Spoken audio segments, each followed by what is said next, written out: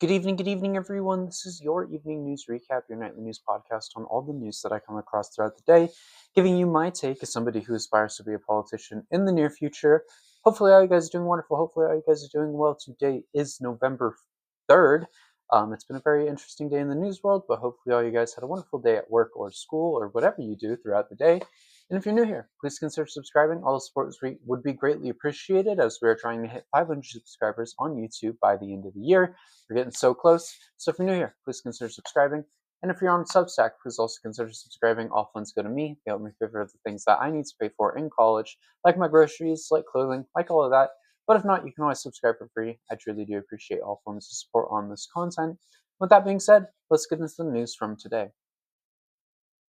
Moving on into the Trump administration segment, as we do, the first topic we have today is the Trump administration is looking to make military action in Mexico.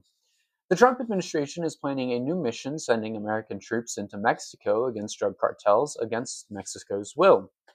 The early stages of training for this mission has now begun, as it will include ground operations for these troops. A final decision is yet to be made, but if this is gone through with, it would be another list of conflicts to add to the list started by Trump.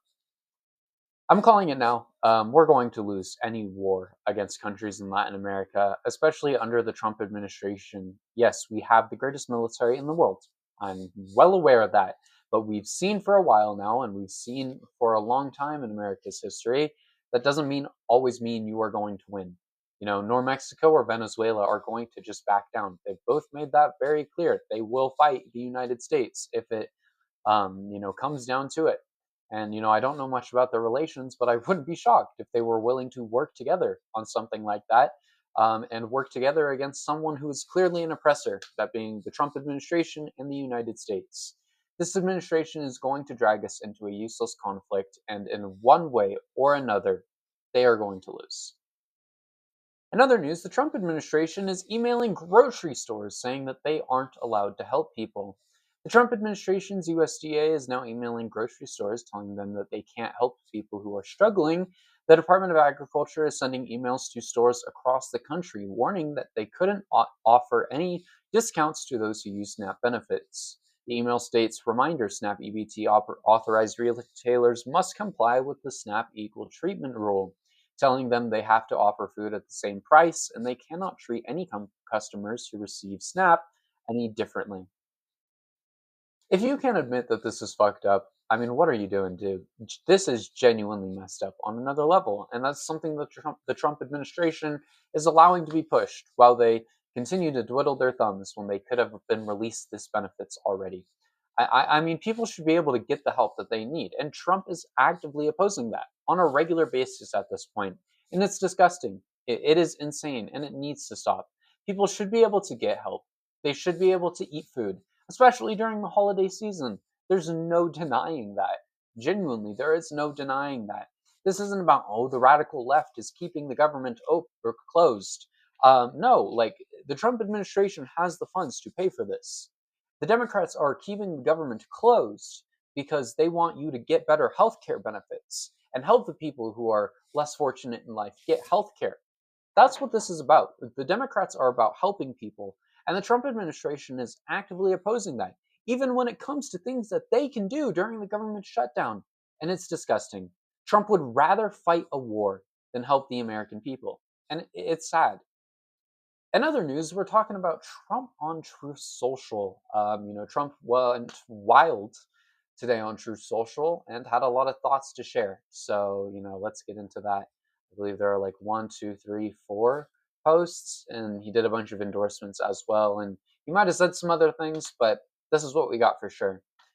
Trump has threatened Virginia and New Jersey. Trump wrote, "Virginia and New Jersey, remember this, a vote for a Republican means substantially lower energy prices. A vote for a Democrat, especially these two losers who are running, means a doubling, tripling, and even quadrupling of your energy costs. It will not be sustainable, and you will rue the day that you voted to destroy your life. Failing to vote tomorrow is the same as voting for a Democrat. Find your voting location at," and then he posted a link, I believe, to a list of voting locations. I really hope both states of Virginia and New Jersey vote a Democrat, And I'm excited to see what he says when they do. This is just fear tactics. It really is. This administration is gross, and there is no reason to listen to them, or there is no reason to support them. Genuinely, they are anti-American. At the end of the day, that's what it boils down to. It. Trump is the worst president of all time. He refuses to help the American people, and he is actively against the American people. And that should be recognized by all of us. In other news, Trump has called Mamdani a communist. For those who don't know, Zoran Mamdani is, of course, running for mayor in New York City. Trump said, if communist candidate Zoran Mamdani wins the election for mayor in New York City, it is highly unlikely that I will be contributing federal funds, other than the very minimum as required to my beloved first home, because of the fact that as a communist, this once great city will have zero chance of success or even survival.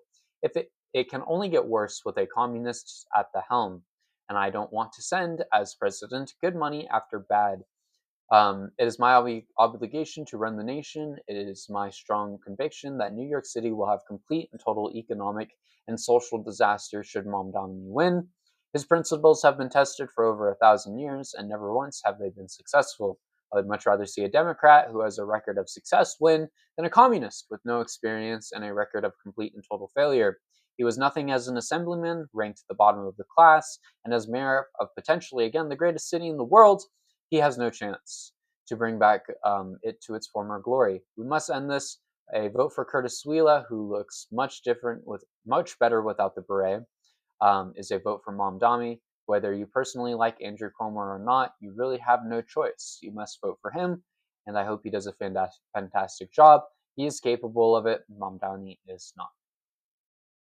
I mean, Mamdani is going to win. I think there's no denying that at all, especially with Curtis Sweela staying in the race. Like, Mamdani is going to win. No one else is going to be the mayor. That is going to be the mayor of New York City, which I am extremely excited for. He's not a communist. He's a democratic socialist, and he will make New York very successful for the working class. And that's what should matter in the United States of America. Who gives a shit about billionaires? Who gives a shit about rich people? What matters is the working class, because the working class are the ones who make those people rich at the end of the day. There are no ethical billionaires. Billionaires should not exist in the first place. If you are a billionaire, you take advantage of people. And I know a lot of people don't recognize how much a billion is. I believe I've seen a few videos of people saying this, and I believe this is correct. I don't know if this is the right number, but it's somewhere around here. That $1 million is I want to get the right terminology.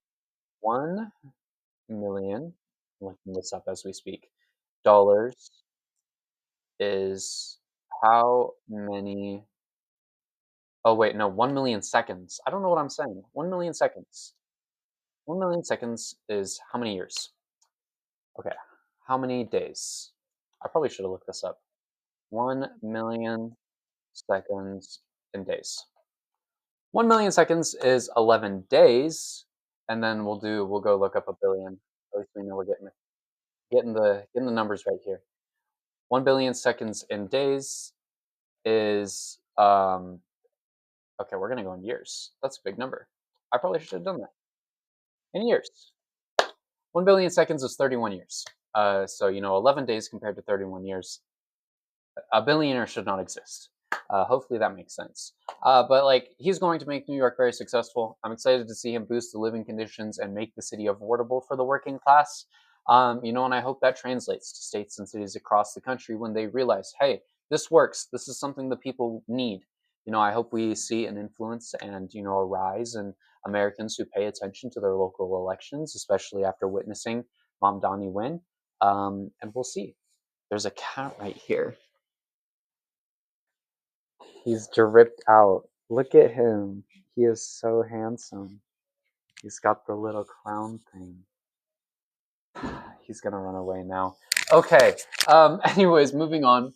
Trump is going off after on the poll numbers. Trump said, so many fake polls are being showed by the radical left media, all slanted heavily towards Democrats and far left wingers.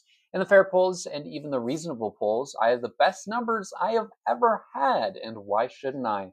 I ended 8 wars, the greatest economy in history of our country, kept prices and inflation down and taxes down. I am setting the standards for the right track/wrong track for the future of the USA. Fake news will never change. They're evil and corrupt, but I look around beautiful surroundings and I say to myself, oh, look, I'm sitting there in the Oval Office. Every accusation is a confession. Truly, Trump is the worst president in U.S. history. That is just a fact. You can look at the statistics for both of his administrations. He is the worst president of all time. He is once again lying. He's a convicted felon. He's in the Epstein files, and he should not be in office. Let's be real. Like, he should be in prison right now. There's nothing excusing that. That's just a fact, and that's really all there is to it. In other news, Trump is claiming that Kathy Hochul is killing New York. Of course, Hochul is the governor of New York. Governor Kathy Hochul of New York State is killing the entire region with energy prices that are out of control and expected to triple because she can't get an upstate and separately Long Island pipeline built. All of Connecticut, including its governor and New England, are really angry at her. New York is getting killed by her ridiculous congestion pricing, where people have to pay a fortune to come into Manhattan, so they don't come. The place is a ghost town. I'm going to ask our Transportation Secretary Sean Duffy to take a long look at terminating New York City congestion pricing. The entire state is going to hell, so the federal government will of necessity get involved. This is a very interesting claim because of the New York focus. This is a very interesting claim because, according to the New York Focus, holy English, Trump's energy laws are making prices higher in the state. That comes from the big, beautiful bill. Not to mention the tariffs are also creating energy issues within the state. And tariffs on Canada specifically are creating those issues. Once again, he's out here lying to make himself look good when it's just blatantly not the case. And that is something we will continue to see because Trump would rather lie to his supporters than tell the truth. In other news, the United Nations is accusing the United States of war crimes. The United Nations is accusing the United States of war crimes for the strikes in the Caribbean, and Pacific as it violates international human rights laws. In a statement, UN High Commissioner for Human Rights, Volker Turk, that's pronounced horribly and I'm sorry, said, these attacks and their mounting human costs are unacceptable. The U.S. must halt all such attacks and take all measures to prevent the extrajudicial killing of people above these boats, whatever criminal conduct is against them. Under international human rights laws, the intentional use of lethal force is only permissible as a last resort against individuals who pose an imminent threat to life. He added, on very sparse information provided publicly by U.S. authorities, none of these individuals on the targeted boats appeared to pose an imminent threat to the lives of others or otherwise justified to use lethal armed force against them in international law. This is not shocking at all. Unfortunately, I doubt Trump cares at all. No more new wars is what he said, and now he's out there out of the blue starting 3. So we'll see how this goes. What are we doing, though, genuinely? Americans are starving right now. Americans cannot get the food that they need. It is the holiday season coming up, and there are so many other issues for Americans. Costs are through the roof right now across the country, and yet he is out here starting a war. That tells you a lot about an individual. He's supposed to be the president. He is supposed to be the protector of the American people, yes, but he's also supposed to help the American people, and that's just not being done. It's not. Let's be real here. It is not being done. This is insane, and I really, really hope that after this, lawmakers actually do some reflecting and get some work done to protect the American people and to actually work for the American people for once. Anyways, moving on into our final topic for tonight, there's been a listeria outbreak across a few states, that being 18. 6 people have died and 25 have been hospitalized by a listeria outbreak linked to pre-cooked pasta, according to the FDA. The outbreak announced in June has caused a recall of the pasta meals from Nate's Fine Foods. and cases have been reported in 18 states. Those states include California, Florida, Hawaii, Illinois, Indiana, Louisiana, Michigan, Minnesota, Missouri, North Carolina, Nevada, Oregon, Ohio, South Carolina, Texas, Utah, Virginia, and Washington. Excuse me. My condolences to the families of those who have been unfortunately lost to this, and I wish a speedy recovery to all of those sick. I'm sure it's because I follow the news a lot more now, but these really seem like a really common thing. That shouldn't be the case.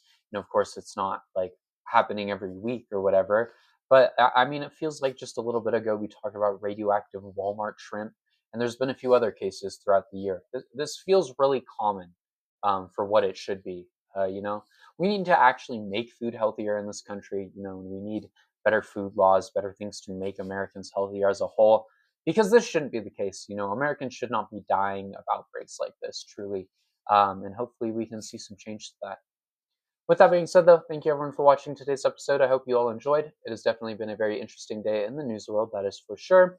But if you're new here, please consider subscribing. All the support is greatly appreciated as we are trying to hit 500 subscribers on YouTube by the end of the year. If you're on Substack, please also consider subscribing as well. All funds go to me. They help me pay for the things that I need to pay for in college, like my groceries, like clothing, like all of that. But if not, you can always subscribe for free. I truly do appreciate all forms of support on this content.